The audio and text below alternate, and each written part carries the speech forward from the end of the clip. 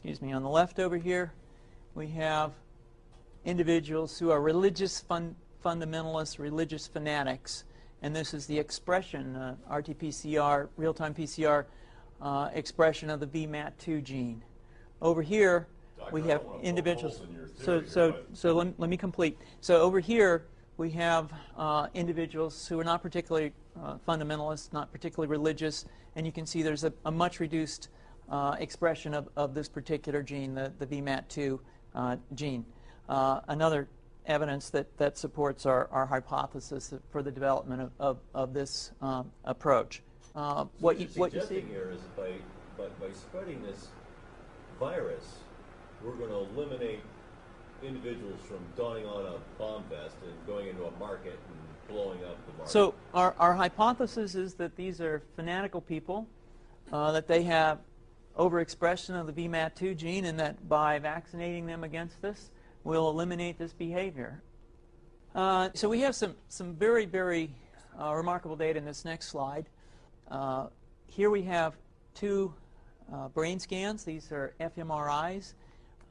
These are two different individuals with different levels of expression of VMAT2. On top is an individual who's a religious fanatic, an individual, and we've repeated this numerous times, that has high levels of VMAT2. Now, this individual down here who had low levels of the VMAT2 gene, this individual would self-describe as not particularly religious. In each case, these individuals were read a religious text. This individual lit up the right middle frontal gyrus, shown here, and that's a part of the brain that's associated with theory of mind. It's a part of the brain that has to do with intents and beliefs and desires.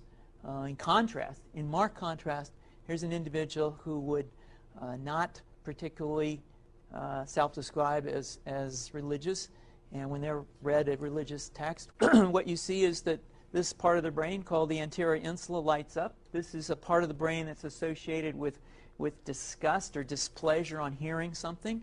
So you're suggesting I take a CT scan with me when I'm evaluating people to determine whether I put a bullet in their head?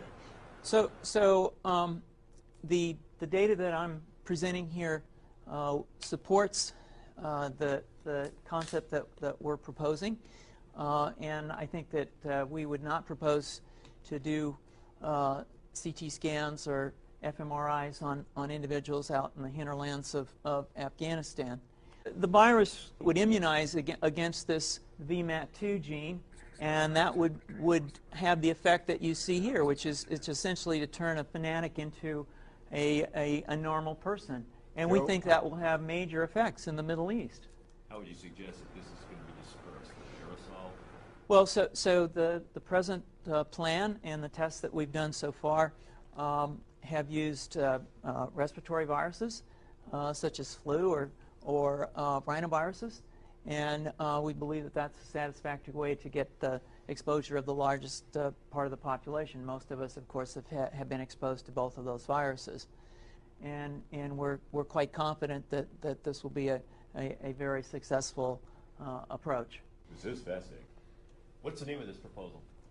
Yeah, so the name of this project is FunVax, which is the vaccine for religious fundamentalism. And you have a proposal already? The proposal has just been submitted, and I think that the data that I have shown you today would support the development of this project, and we think it has great promise.